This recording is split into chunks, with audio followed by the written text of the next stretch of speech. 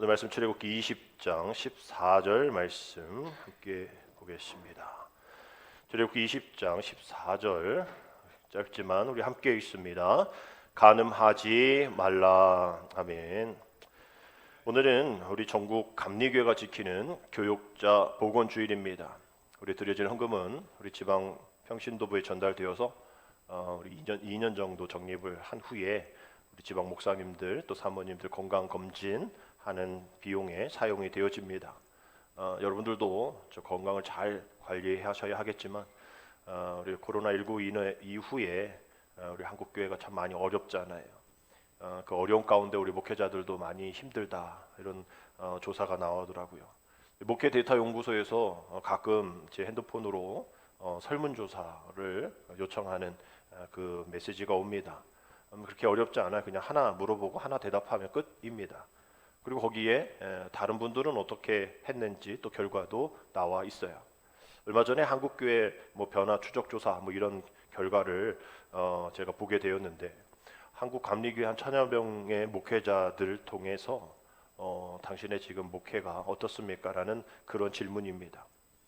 그 중에 10명 중에 퍼센테이지로 10명 중에 3명이 나는 지금 번아웃 되어 있습니다. 즉 탈진되어 있습니다. 라고 응답을 하셨습니다.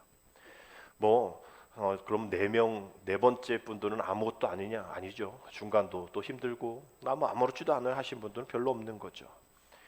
또 한국교회 지도자 센터에서 전국 또 담임 목사님들 대상으로 당신은 건강하십니까? 라는 것을 물어봤을 때에 내가 건강하다라고 이야기하는 그 비율이 아주 이제 낮게 나왔다는 거예요. 대부분 건강하지 못하다라고 얘기를 하셨습니다. 근데 그 부분들이 한 70%가 난 건강하지 못합니다라고 얘기하는데 그 또래의 남자들, 세상의 다른 남자들의 건강 인식 수준은 더 높은 거죠. 한 80% 또 80, 90%까지도 되는데 우리 목회자들은 그들보다 최소 8, 또 최대 20%까지 나는 그들보다 건강하지 못합니다라는 결과를 얻게 되었습니다. 목회자들이 신체뿐만 아니라 영적으로도 많이 지쳐 있는 그런 상황인 것이죠. 10명 중에 6명이 지쳐 있다라고 얘기하고 그 나머지 부분 중에 또 어떤 분들은 이제 목회를 그만둬야겠다라고 얘기를 하시는 분도 계십니다. 규모가 작은 교회일수록 더 그러신 분들이 있죠. 힘드니까, 어려우니까, 비전이 보이지 않으니까, 함께 할 사람이 없으니까, 또 늘 공간이 또 임대니까 또 이리저리 이사를 해야 되는 상황들, 또 너무나 많은 비싼 임대료, 또 계속 옮기다 보니까 계속 떨어져 가는 교인들, 또 자신들의 그 번아웃된 또 뭔가 더 하고 싶지 않은 그런 마음들, 그런 분들이 많다라는 거예요.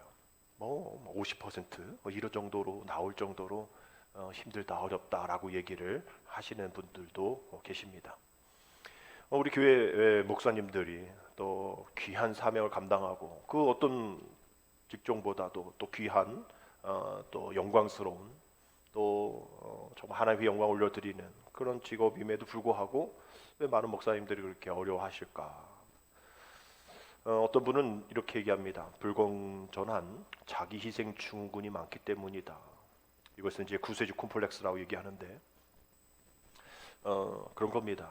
구세주 콤플렉스라는 것은 내가 다 하리라, 내가 다 구원하리라, 내가 모든 인류를 다 구원하리라. 우리 목회자들은 늘 이런 마음을 갖고 있기 때문입니다. 성도들이 서로 싸워도 목사 책임인 거죠. 서로 힘들면 목사도 힘든 겁니다. 기쁠 때는 마찬가지겠지만 모든 것이 다 자기 책임인 것 같은 또 그렇게 당신 책임이다라고 얘기하는 사람들이 있기 때문이죠. 목회자, 특별히 또 사모들이 되게 힘듭니다. 그래서 사모님들 우리 건강검진을 하게 되어질 때에 또 사모님까지 이렇게 확대되어지면 비용이 많이 드니까 저도 작년 말고 부임해서 저는 건강검진을 받지 않았어요. 사모님들 다른 개척교회 어려운 사모님들 저 말고 대신 받으라고. 근데 우리 교회에서 늘 몇십만 원씩 내는데 저는 그래도 한 번은 받아봐야겠다 해서 작년 한 번만 5년 동안 한 번만 받았습니다. 사모님들이 그저 병원 갈 일이 있는데도 불구하고 가지 않고 가보면 화병부터 시작해서 부인병부터 시작해서 정신과 치료부터 많은 일들이 드러나게 되어지는 거예요. 왜 그럴까 보면 이런 거죠. 다 자기 책임인 거예요. 내가 아니라고 해도 다른 사람이 당신 책임이다라고 얘기하니까 아님에도 불구하고 그렇게 생각을 하게 되어지는, 이 구세주 콤플렉스는 뭐냐면 내가 다 책임지고 내가 다 살려야 된다라는 거예요. 근데 우리 세상적으로 한번 봅시다. 만약에 홍수가 나고 막 이렇게 비가 많이 와서 급류가 막 아주 힘들면 이렇게 나가는데 누군가 빠졌어요. 근데 그런 구세주 콤플렉스 같은 내가 다 구해낼 돼 막 이러면서 히어로 같은 그런 사람이 막 들어간단 말이죠. 그런데 옆에 분명 구명조끼도 있고 119도 대기하고 있는데 자기가 혼자 들어가는 거예요. 그 물살에 들어가면 자기도 죽는데, 그럼 그 사람은 또 살기 위해서 또 누군가가 들어가서 또 죽을 수 있는 일인데 말이죠. 결국은 내가 다 보살피겠다, 내가 다 돕겠다, 내가 피를 흘릴 정도 죽으리라, 이래가지고 누구에게도 도움이 되지 않는 그런 마음으로 목회를 하니까, 그런 마음으로 영적인 지도자들이 사명을 감당하니까 힘든 거예요. 구세주 콤플렉스, 그 대상에 된 주님도 그러셨나요? 주님 온 우주 만물을 위해서, 우리 인류를 위해서 이 땅 가운데 오시고 십자가 지신 건 맞죠. 그러나 그러려면 왜 3년만 계셨어요? 한 30년 계셔야죠. 더 많은 사람을 구원하셔야죠. 아니, 더 돌아가시지 말고 그냥 300년 사셔야죠. 돌아가셨다 할지라도 그러면 다음 베드로보다도 더 예수님급의 아바타 같은 그런 예수 2, 예수 3 만들고 돌아가셨어야죠. 그래서 지금 예수 2350 이게 있어야죠. 이런 게 아니에요. 단지 3년 그리고 모든 환자들 다 치유해주지 않으셨어요. 오히려 사람이 모였으면 피하셨습니다. 도망하셨어요. 그곳에 계시지 않았어요. 아이, 주님 몸살이시네? 아니에요. 주님은 그 모든 걸 하시지 않으셨습니다. 주님도 안 하셨는데 왜 목회자가 해야 되고, 주님도 그렇게 걱정 안 하셨는데 왜 모든 걱정들을 왜 우리가 해야 하나 말이죠. 주님도 모든 사람 다 치유하지 않으셨습니다. 치유해야 될 사람, 또 모든 사람들 다 생각 바꾸지 않아서 너 일로 와, 2박 3일 동안 내 얘기 들어, 내 얘기 듣지 않으면 너 못 나가, 안 하셨어요. 가, 그냥 부자 청년에도 그냥 가라 하셨잖아요. 네가 결정할 일이야. 근심하여 떠나리라. 성경에 그 부자 청년이 어떻게 됐는지 나와 있지는 않아요. 다 우리의 몫이라는 겁니다. 여러분, 우리가 구세주 콤플렉스로 인하여서 우리 목회자들이 번아웃되고 우리 성도들이 실망을 하고 모든 것 다 자기 책임인 것 같은 그런 마음으로 나가는 이 마음들, 결국은 우리의 정신적인 영적인 적신호뿐만 아니라 육체적인 적신호가 되고 있다라는 거죠. 그래서 1년에 한 번만이라도 우리 목회자들이 이러한 모든 어려움들 속에서 목회하고 있음을 우리가 알고 건강하게, 신체적으로 또 영적으로 건강하게 잘 지낼 수 있도록 돕고 기도하는 그러한 주일로, 그런 주관으로 만든 것이 교육자 복원주일입니다. 여러분, 사도 바울이 우리 몸에 대해서 이렇게 얘기하고 있죠. 고린도전서 6장 19절에서 20절 말씀입니다.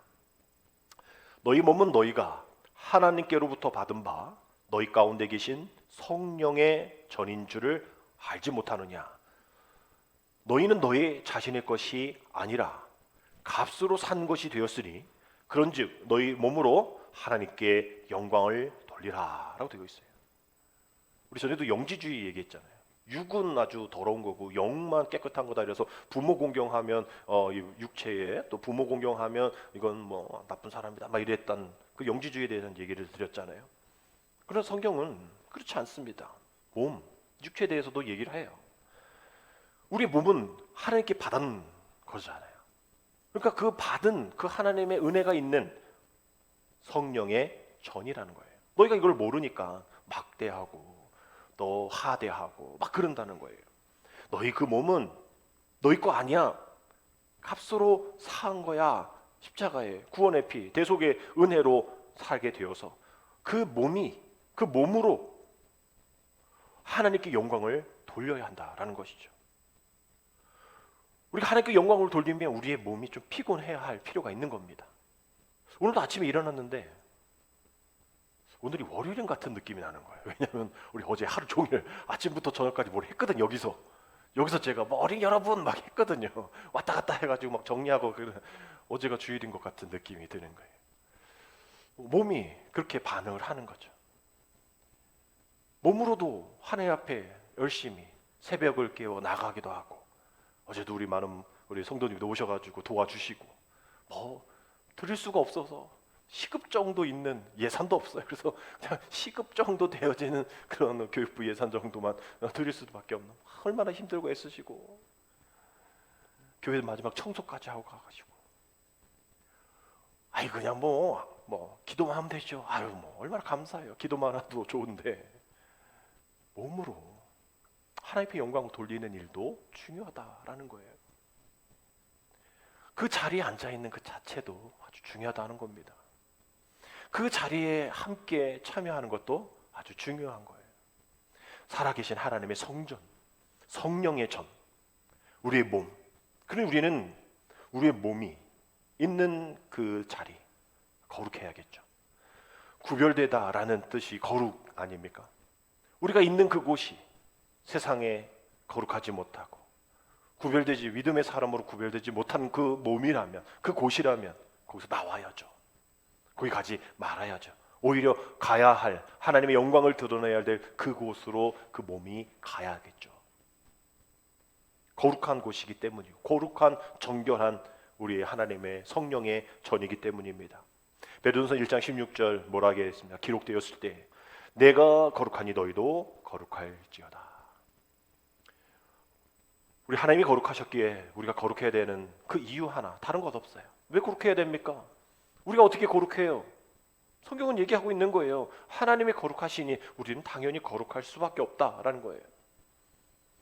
하나님께서 예수 그리스도의 피값으로 사셨기 때문에, 우리를 사셨기 때문에 권리가 있다라는 거죠. 그 권리자께서 거룩하시니 우리에게 권리로 거룩을 요청하실 때 우리는 그 권리를 들어야 하는 거예요.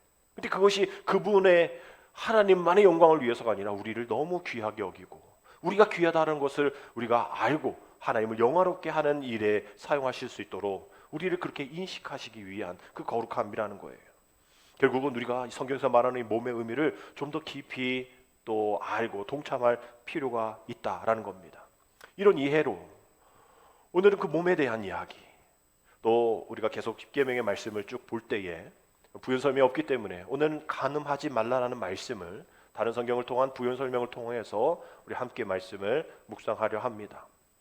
7계명 오늘부터 10계명까지 이 말씀 앞에 접속사 하나가 붙는데 우에라는 히브리어 발음으로 우에라는 접속사가 하나 붙습니다.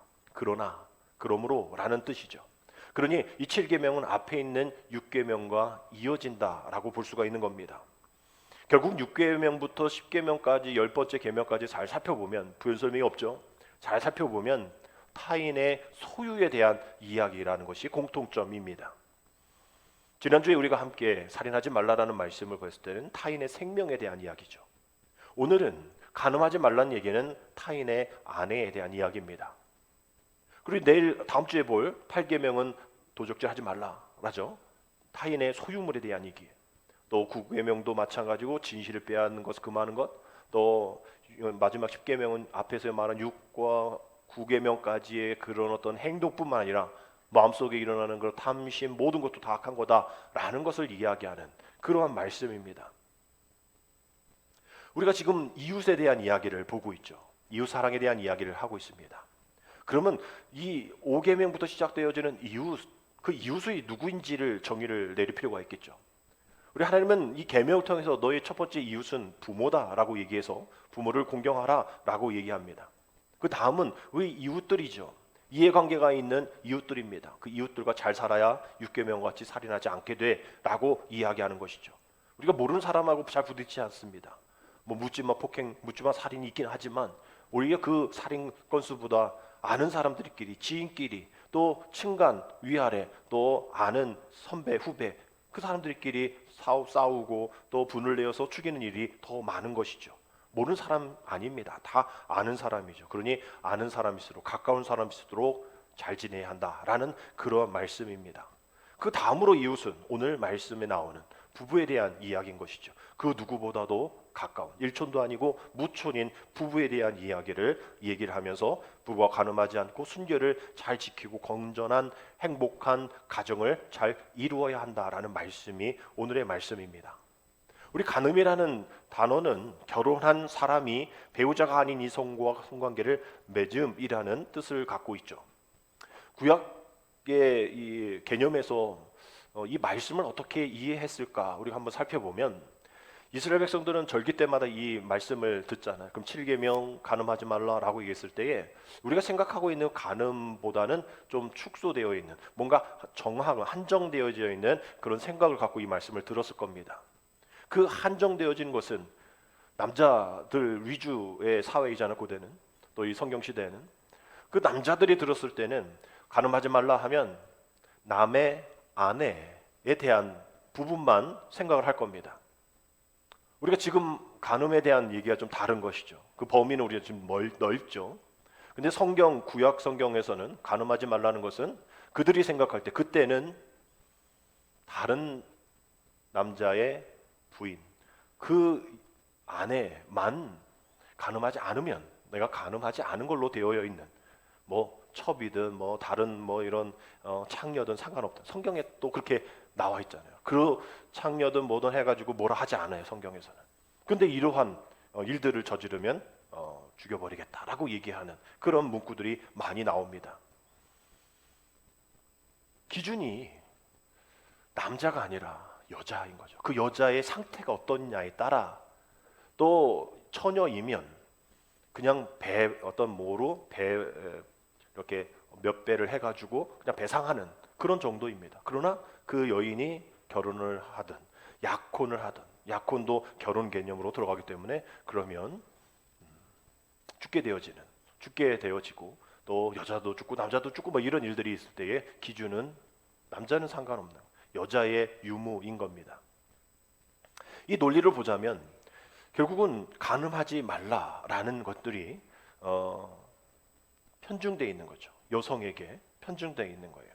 레위기 20장 10절의 말씀 보면 좀 더 분명하게 볼 수 있는데, 누구든지 남의 아내와 간음하는 자, 곧 그의 이웃의 아내와 간음하는 자는 그 간부와 음부를 반드시 죽일지니라 라고 되어 있어요.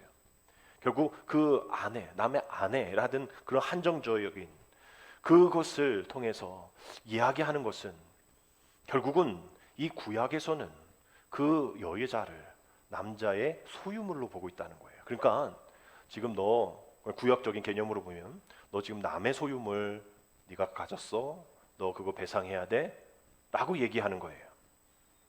결국 그 여인은 그저 하나의 소유물입니다. 그러한 당시 사회적인 구조이니까 그렇게 될 수밖에 없겠죠. 그 글을 읽는 또 외치고 듣는 사람이 다 남자이기 때문에 뭐 그렇지 뭐 그저 소유물, 그거 배상해야지 라면서 그렇게 생각을 하고 있는, 별로 중요하게 여기지 않는 그런 모습입니다. 그러나 이 한편의 이 구약의 소유물에 대한 모습으로 이 7계명을 이해하면 다음 8계명이 있을 필요가 없죠. 도둑질하지 마라. 사실 뭐 도둑질이잖아요. 남의 소유를 빼앗은 거니까. 그러면 8계명이 있으면 7계명이 있을 필요도 없고, 또 7계명이 있으니 8계명이 있을 필요가 없죠. 소유 개념으로 본다면. 그러니 결국은 이 부연 설명이 없기 때문에 우리는 다른 추론해 봐야 할 다른 말씀들이 우리에게 있게 되는 겁니다. 결국 신약으로 한번 가봐야죠. 신약 정도로 가면 아까 말씀드렸는데 편중되어 있는, 여자에게 편중되어 있는 그 모습들이, 그 책임들이 이제 조금 바뀌게 되어지는 모습을 보게 됩니다. 고린도전서 7장 3절 4절 말씀 보면 좀 분위기를 한번 보십시오. 여기서 남편은 그 아내에 대한 의무를 다하고 아내도 그 남편에게 그렇게 할지라. 아내는 자기 몸을 주장하지 못하고 오직 그 남편이 하며, 남편도 그와 같이 자기 몸을 주장하지 못하고 오직 그 아내가 하나니라는 말씀이 되어 있어요. 남편과 아내가 서로 잘 책임을 지고 이루어져 나가야 한다라는 좀 편중이 아닌 공통의 어떤 그 이야기가 이 말씀에 나옵니다. 예수님도 마찬가지죠. 자기 아내를 버리는 것, 그것도 간음이다. 이혼하는 것도 간음이다. 이렇게 얘기하실 정도로 이렇게 어떤 남편과 아내 사이에 대한 그런 이야기들을 소유 개념으로 보지 않고 예수님은 언약 개념으로 보고 있다라는 그 사실을 우리는 이 신약 부연 설명을 통해서 우리 예수님의 말씀을 통해서 우리가 바라봐야 되는 거죠. 구약의 그 계명 속에서는 소유물에 대한 개념, 그러나 신약과 예수님은 소유물에 대한 개념보다 더 넓은 언약의 관계의 그런 개념으로 보고 있다라는 거예요. 결국 주님은 그 모습을 더 확대해서 그 마음까지 음욕을 품는 자도 가늠한 거다라고 얘기할 정도로 그 마음까지 더 확대되어진 해석을 하고 있습니다. 6계명과 관련해 형제를 미워하고 욕하는 그러한 것이 형제자매를 죽이는 것처럼 7계명에도 마찬가지로 몸은 비록 가늠하지 않았어요. 내가 뭐 살인했나요? 죽였나요? 막 이 계명 지켰잖아요. 우리 지난주에 말씀 그거 아닌 거 여러분 다 느끼셨잖아요. 마찬가지로 난 몸으로 가늠하지 않았어요. 했어도 신약의 주님의 개념으로 보면 음욕을 품는다는 것은 이미 마음에 가늠한 것이다 라고 이 7계명을 주님은 해석하시잖아요. 그러니 주님이 왜 이렇게 이 7계명에 대해서 말씀하실까? 뭐 내가 정말 가늠한 거 아닌데. 결국은 주님은 바라보시는 것이 그겁니다. 이 결혼 개념 누가 만들었어? 이 결혼 개념 제도 누가 만들었어? 너 왜 네가 깰라고 그래? 왜 다른 가정을 깨?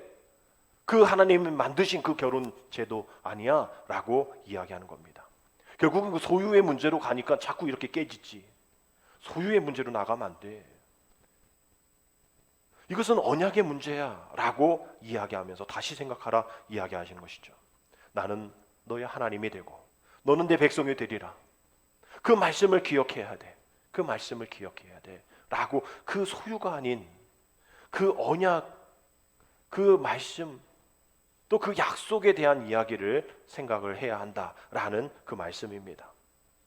그러면서 우리가 그럼 구약이 모든 것 다 소유물에 대한 개념으로 이야기하고 있는가?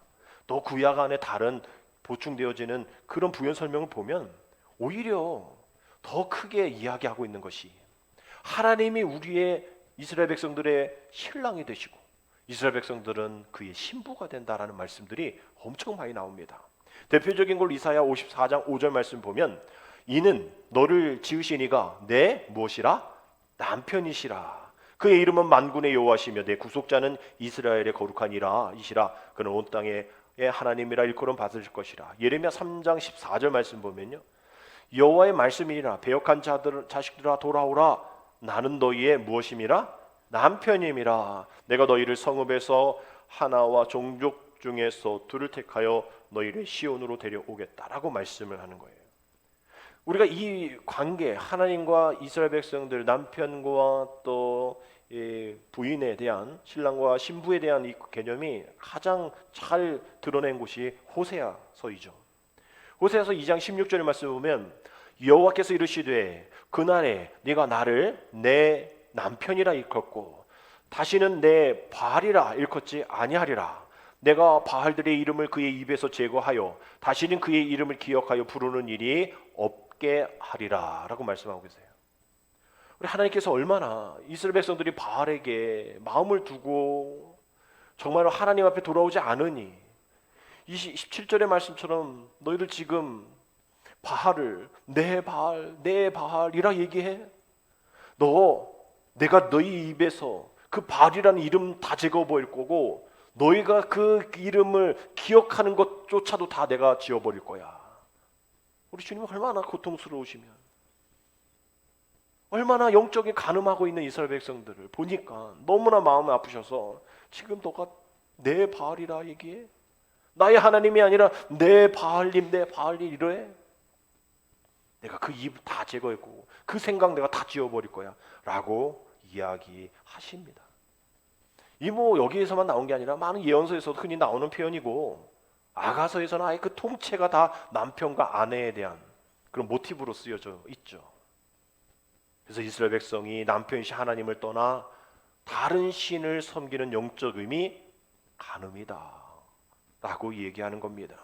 신랑이신 하나님과 사랑을 나누지 않고 세상과 버타여 짝지어서 집에도 들어오지 않고 집에서 해야 할 의무 사명 감당하지 않는 것 다 간음이다라고 얘기하는 거예요. 야고보서 4장 4절 우리 같이 한번 읽겠습니다.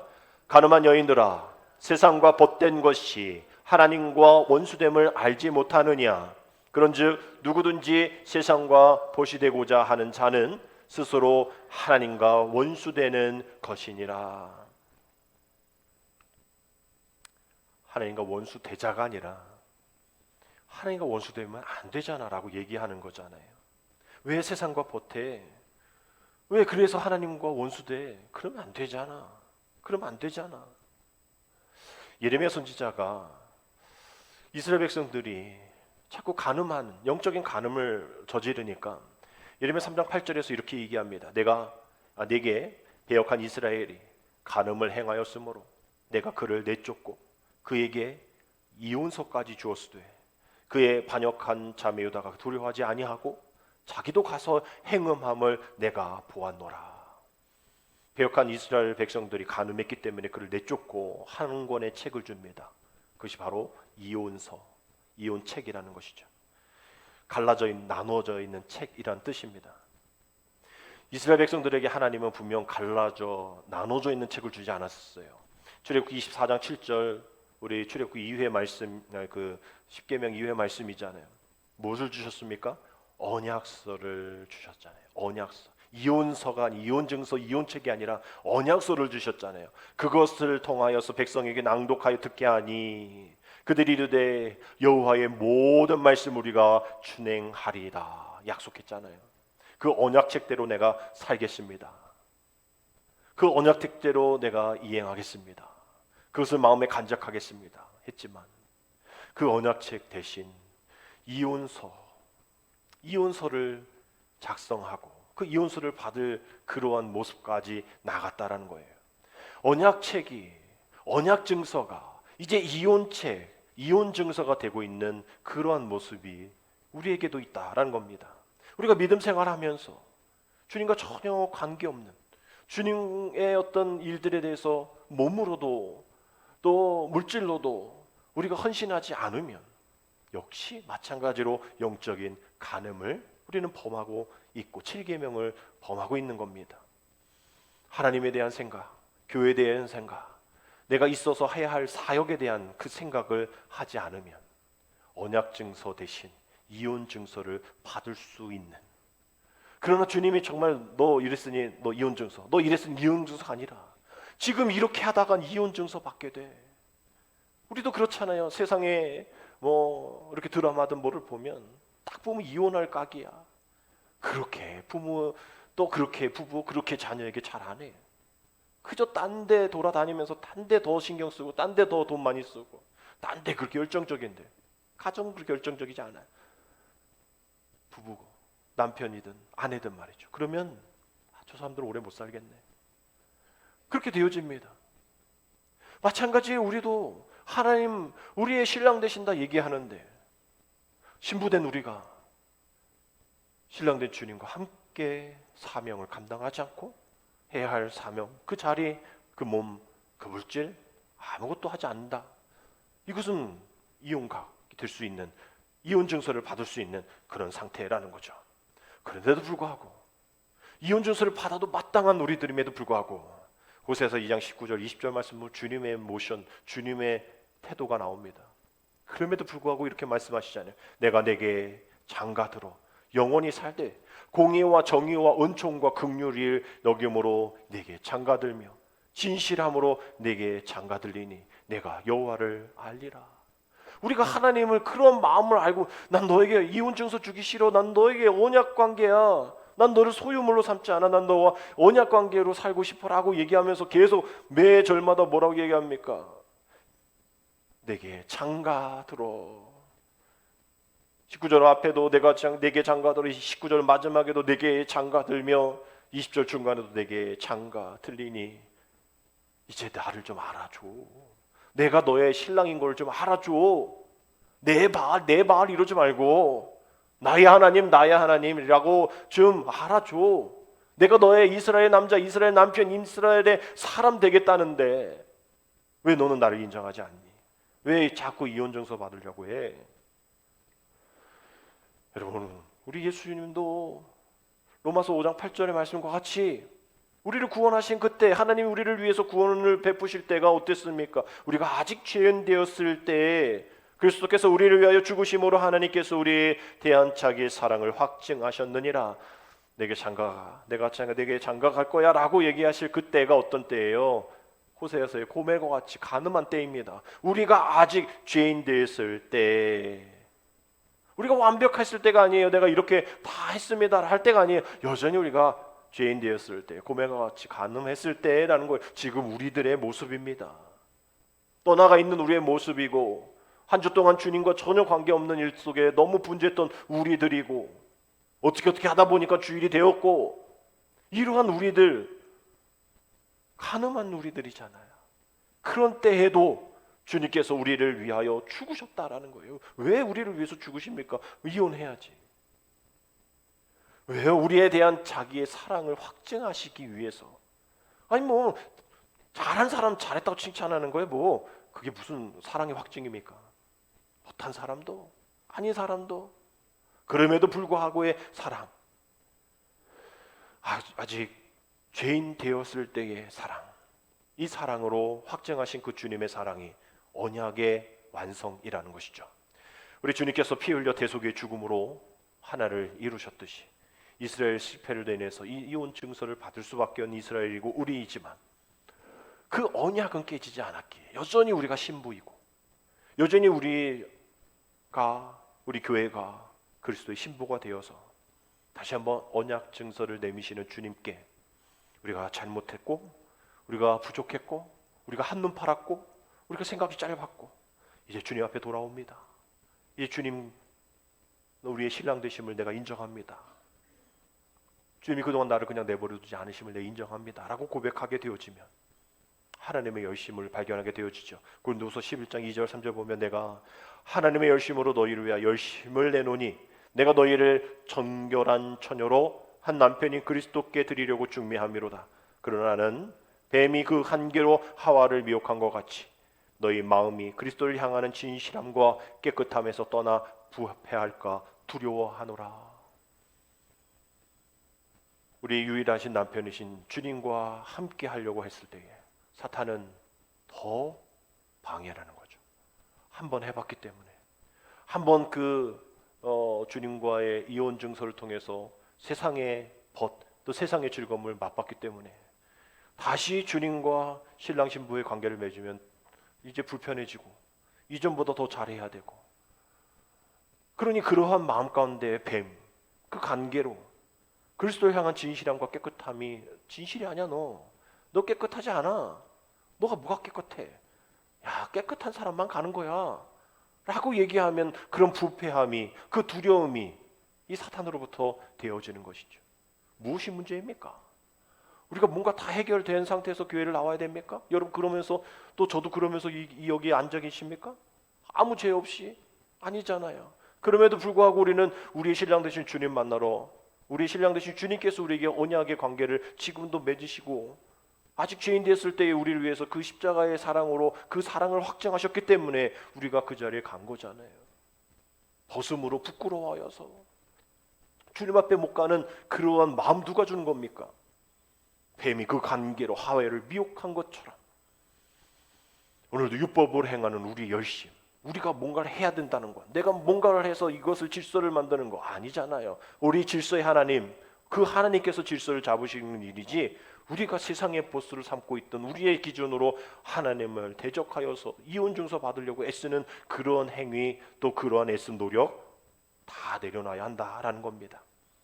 여러분 우리가 육체적인 간음과 또 신체적인 또 그러한 일들이 없다 할지라도 우리는 심적인 간음 또 영적인 간음을 한 사람입니다. 그럼 우리는 죽어야죠.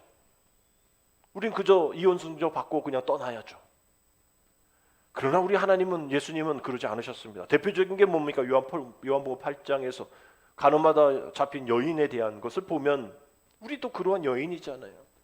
예수님께서 거기서 뭐 쓰셨잖아요. 돌 들고 막 죽이려고 했을 때 거기다 뭐라 썼는지 좀 해주셨으면 좀 답답하지 않을 텐데 뭐라 그 글쩍글쩍 했단 말이에요. 썼단 말이에요.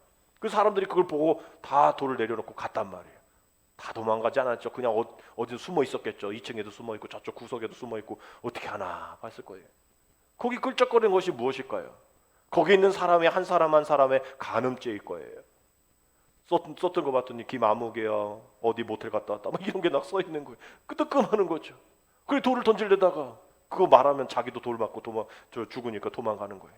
극적된 거 뭐 거기에 뭐 여호와 나의 목자신 이거 쓰셨을까요? 사람들이 그거 보고서 사람들이 도망갔을까요? 다 거기 있는 사람들이 제목을 썼을 거예요. 그런데도 주님은 그거를 발표하지 않으셨잖아요. 쓱쓱 발로 쓱쓱 막대기로 지우셨을 거예요. 그리고 한 여인이 거기 있을 때 너를 위해 향해 돌 던진 자가 어디 있냐라고 물어보시잖아요. 11절 대답하되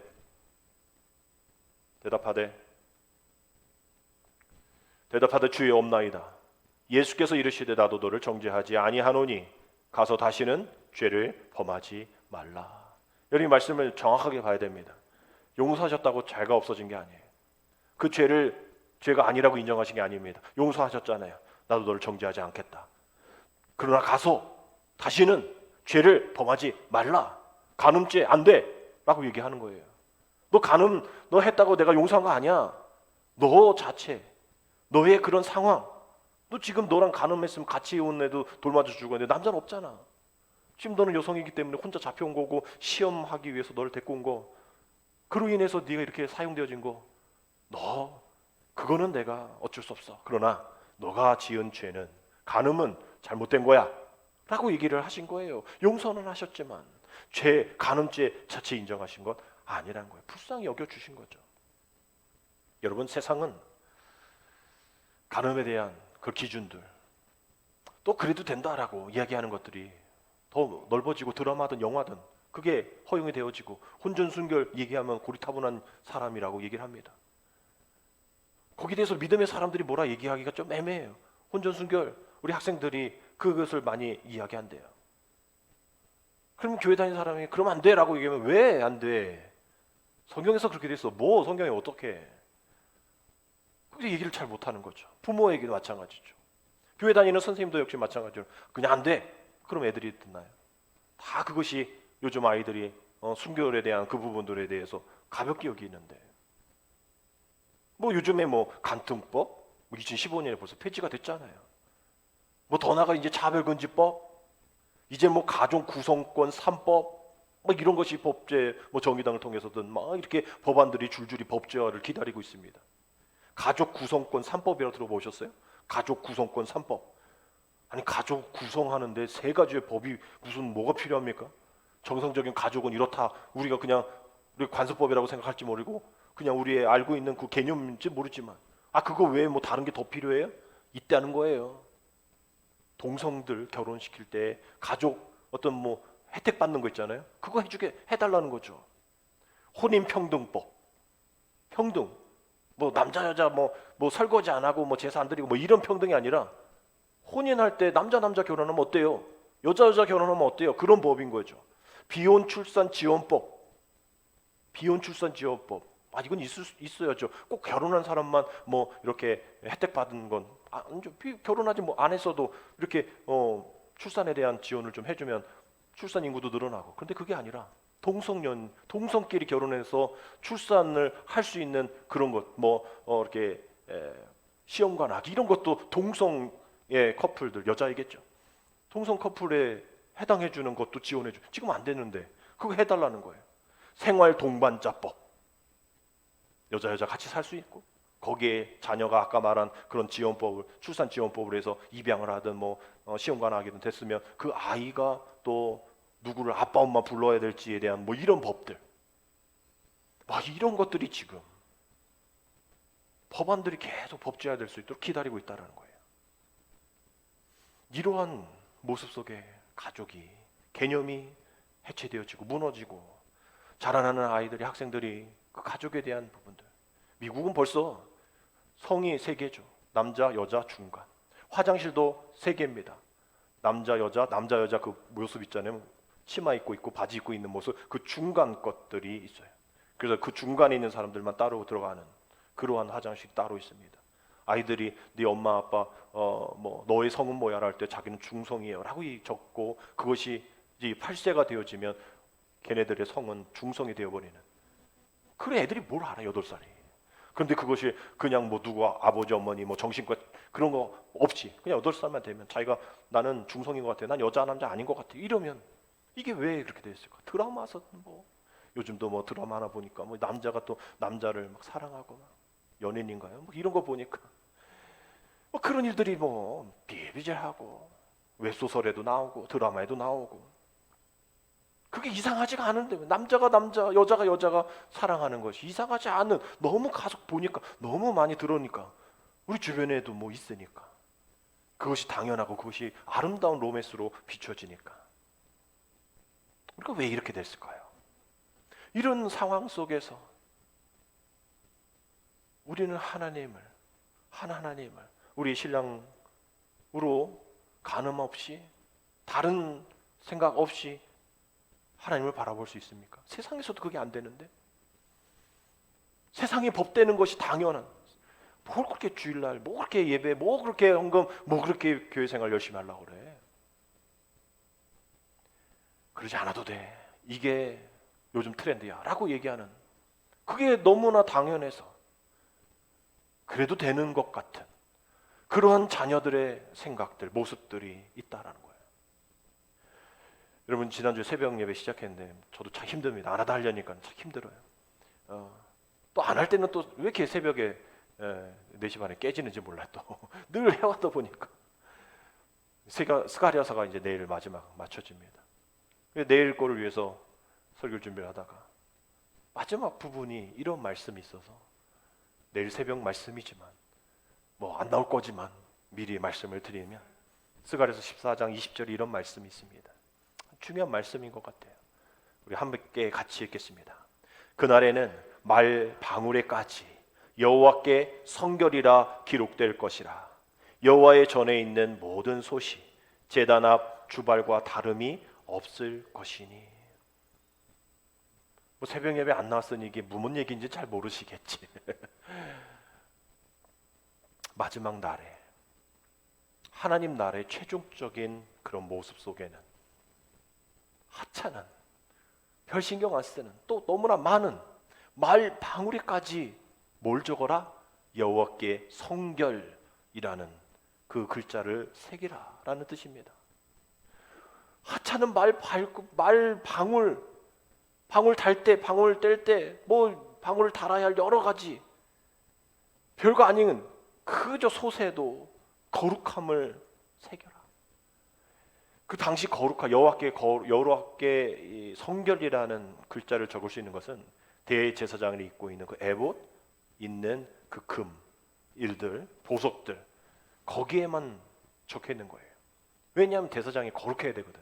그렇지 않으면 1년에 한 번씩 또 제사 드릴 때 이 백성들의 죄를 대신 이렇게 할 수가 없는 그런 이기 때문에 대제사장들의 입는 에봇에 적혀있는 순금패에 적혀있는 그 글귀 여호와께 성결 그것을 제사장만이 아니라 너희뿐만 아니라 너희 가축뿐만 아니라 너의 하찮은 말 방울에까지 여호와께 성결이라 기록해야 돼. 너희 소태에 있는 모든 제단 주발 다. 여러분 이 말씀이 왜 우리에게 적용이 되어져야 할까? 그렇게 되지 않으니까 이곳저곳에서 성결이라는 것을 찾을 수가 없는 거예요. 어린아이에게까지도 성결이라는 것을 찾을 수 없고 혼전 순결에 대해서 뭐 여론조사하면 뭐 벌써 젊은이들은 뭘 그렇게 동거는 하겠대. 동거 결혼 안 해도 동거는 하겠다는 거예요. 동거하면서 혼전 순결을 뭐 그걸 왜 지켜요? 라고 얘기하는 우리가 정말 그러한 우리 자녀들까지도 또 우리의 아무것도 아닌 것 같은 그런 가족제도 거기까지도 우리가 성결에 대한 것을 생각하지 않았기 때문에 너무나 일반화되어 있고 너무나 당연히 있던 그러한 모습들이 하나님께로 가지 않는 하나님 앞에 뭐 순결해 하나님 앞에 뭐 거룩해 우리는 거룩할 필요 없어 라고 이야기하는 그런 모습이 있다는 거예요. 더 이상 부정할 것이 없는 삶을 살아가기 참 힘든 이 세상에 되어 있다 나가고 있다. 여러분 성결한 아름다움이 주님이 원하시는 주님이 바라시는 소망임을 기억하시고 우리 여호와 하나님, 내 마음의 중심에, 내 삶의 모든 영역 속에 여호와의 성결을 써붙여 주옵소서. 날마다 여호와의 성결을 써놓게 하여 주옵소서.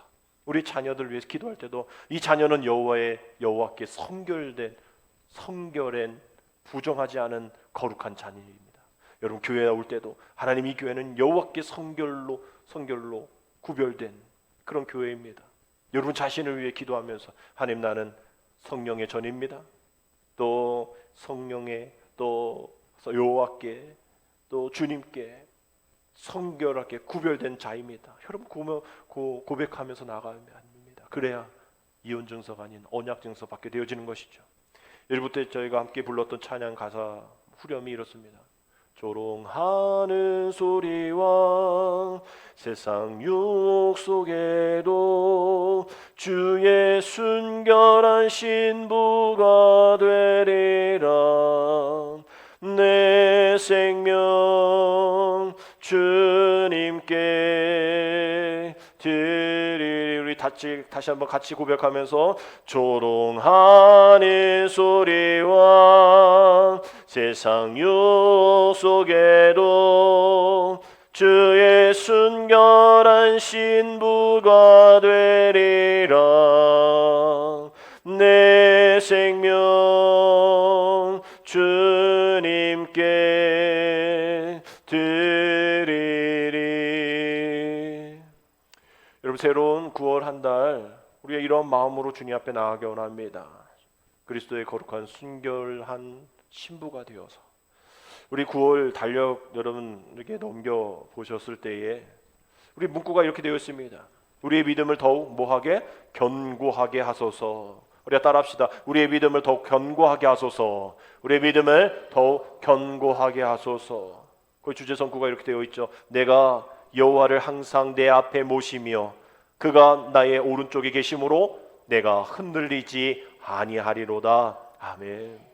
새로운 9월 한 달 그 어떤 것에도 흔들리지 않고 20계명을 여러분도 계속 묵상하면서 흔들릴 수밖에 없는 세상 속에서, 흔들리는 게 당연한 이 세상 속에서, 간음하는 것이 당연한 이 세상 속에서 하나님을 버리고 세상을 버타는 것이 내 발, 내 세상, 내 돈, 내 자식, 내 계획, 그래서 하나님이 저 구석에 가야 되는 그러한 모습이 당연한 이 세상 속에서, 그걸 보는 자녀들의 당연한 이 세상 속에서 여러분은 어떤 것을 흔들리지 아니하도록 정말 내 생명 주님 앞에 드리겠다 헌신하며 사명으로 나가신다면 순결한 신부 되셔야 합니다. 순결한 신부의 자녀 되어야 합니다. 여러분, 흔들리지 아니하도록 항상 주님, 여러분의 우리의 삶의 그 말 방울에까지 성결이라 쓰소서.